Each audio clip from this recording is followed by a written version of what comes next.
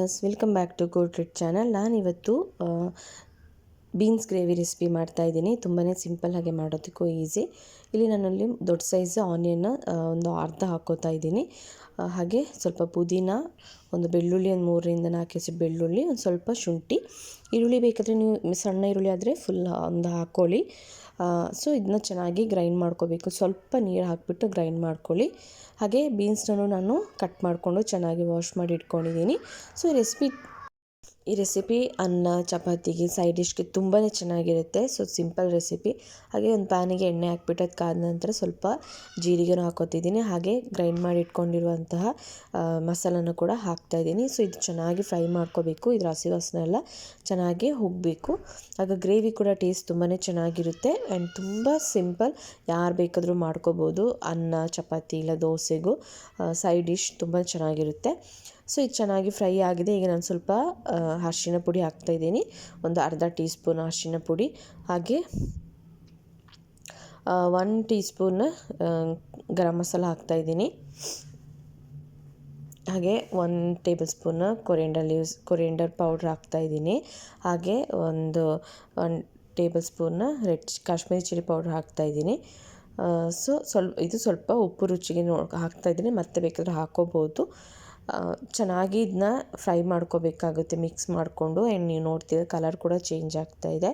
So ಈಗ ನೀರೇನು ಹಾಕಬೇಡಿ, ಮತ್ತೆ ನೀರು ಹಾಕ್ಕೊಂಡ್ರೆ ಸಾಕು. ಹಾಗೆ ನನ್ನ ಚಾನಲ್ ಯಾರೆಲ್ಲ ಸಬ್ಸ್ಕ್ರೈಬ್ ಮಾಡಿದ್ದೀರಾ ತುಂಬಾ ಥ್ಯಾಂಕ್ ಯು. ಯಾರೆಲ್ಲ ಸಬ್ಸ್ಕ್ರೈಬ್ ಮಾಡದೆ ಯಾರೆಲ್ಲ ನೋಡ್ತಿದ್ದೀರಾ ದಯವಿಟ್ಟು ಸಬ್ಸ್ಕ್ರೈಬ್ ಮಾಡಿಕೊಂಡು ನೋಡಿ, ಆದಷ್ಟು ಶೇರ್ ಮಾಡಿ. ಈಗ ನಾನು ಮಿಕ್ಸಿ ಜಾರಲ್ಲಿ ಸ್ವಲ್ಪ ಮಸಾಲೆ ಇದರಿಂದ ಅದೇ ಸ್ವಲ್ಪ ನೀರು ಹಾಕ್ಬಿಟ್ಟು ಇಲ್ಲಿ ಹಾಕ್ಕೋತಾ ಇದ್ದೀನಿ. ಸೊ ಸ್ವಲ್ಪನೇ ಹಾಕ್ಕೊಂಡು ನಿಮಗೆ ಎಷ್ಟು ಗ್ರೇವಿ ಬೇಕೋ ಅಷ್ಟು ಕನ್ಸಿಸ್ಟೆನ್ಸಿ ನೋಡಿಕೊಂಡು ನೀರು ಹಾಕ್ಕೋಬೋದು. ಸೊ ಇದು ಆಲ್ರೆಡಿ ನಾನು ಹೇಳಿದೆ ಸೈಡ್ ಡಿಶ್ ಅಂತ, ಹಾಗಾಗಿ ತುಂಬ ಗ್ರೇವಿನೂ ಬೇಡ, ಫುಲ್ ತುಂಬ ಡ್ರೈ ರೆಸಿಪಿನೂ ಮಾಡ್ತಾಯಿಲ್ಲ ನಾನು. ಹಾಗೆ ಈಗ ಬೀನ್ಸ್ ಎಲ್ಲ ಚೆನ್ನಾಗಿ ವಾಶ್ ಮಾಡಿ ಇಟ್ಕೊಂಡಿದ್ದೀನಿ. ಇದನ್ನು ಈಗ ಮಸಾಲ ಎಲ್ಲ ಚೆನ್ನಾಗಿ ಮಿಕ್ಸ್ ಆಗಿದೆ. ಸೊ ಈಗ ಮಸಾಲಾಗೆ ಹಾಕ್ಬಿಟ್ಟು ಚೆನ್ನಾಗಿ ಮಿಕ್ಸ್ ಮಾಡ್ಕೊತಾ ಇದ್ದೀನಿ. ಸೊ ಬೀನ್ಸ್ ಎಲ್ಲ ಹಾಕಿ ಚೆನ್ನಾಗಿ ಮಿಕ್ಸ್ ಆದಮೇಲೆ ಲಿಡ್ ಕ್ಲೋಸ್ ಮಾಡಿ ಒಂದು 3-4 ನಿಮಿಷ ಲೋ ಫ್ಲೇಮಲ್ಲೇ ಚೆನ್ನಾಗಿ ಅದು ಬಾಯ್ಲ್ ಆಗಲಿ. ನೀರು ಬೇಕಿದ್ದರೆ ಮತ್ತೆ ಹಾಕ್ಕೋಬೋದು. ಇಲ್ಲಿ ಚೆನ್ನಾಗಿ ನೋಡ್ತಿದ್ದೀರಾ ಸ್ವಲ್ಪ ಬಾಯ್ಲ್ ಆಗ್ತಾಯಿದೆ. ನಾನಿಲ್ಲಿ ಸ್ವಲ್ಪನೇ ಮತ್ತೆ ನೀರು ಹಾಕ್ಕೋತೀನಿ.